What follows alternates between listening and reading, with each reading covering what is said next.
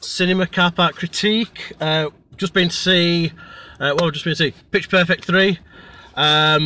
It were alright. Apart from the fact that we had some kids in there that were just talking the whole way through the film. Nothing more annoying than that. And we had a baby in there crying as well. Odd one. Anyway, about the film. So I actually watched Pitch Perfect 1 and 2 today. Rewatched them. So this is the third one. The Bellas are back. They've moved on from college, university, and they get enrolled in the USO show to do a bit of a join a bit of a competition, entertaining the troops out around Europe. All the cast are back. Thankfully, the two interviewers, the two what they're called, the two. I can't even think what they're called. The two guys were talking about them all the way through. They're doing a documentary, so they're filming it. So they're both there. To me, the funniest part of all the Pitch Perfect films has been those two commentators, that's what they're called, commentating on what the Bells have been up to all the way through. So the Bells are back, yeah. The film itself is alright. Unfortunately, the songs in it aren't as good as they are in the previous two films. And there's a really stretched out storyline involving, a little bit of a spoiler but not too bad, involving Fat Amy's dad who comes into it.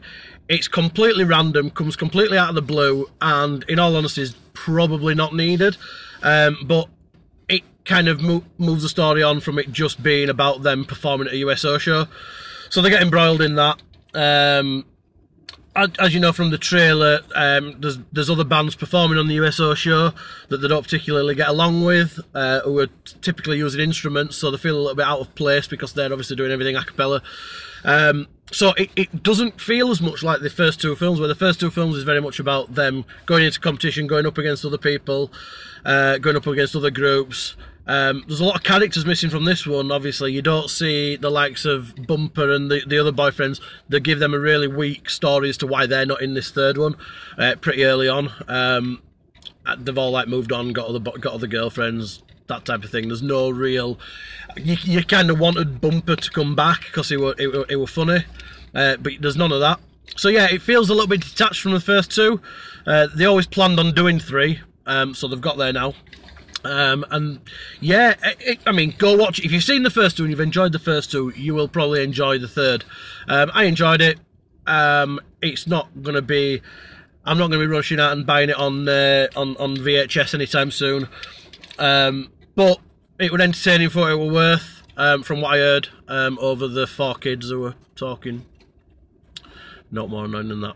So yeah, Pitch Perfect 3, it's in cinemas now. It's been out since just before Christmas, so I'm quite late to the party on this one. But yeah, tell us if you've seen it, give us a comment, subscribe. I'll do more, when there's a better film, it'll be a better review. Thank you very much.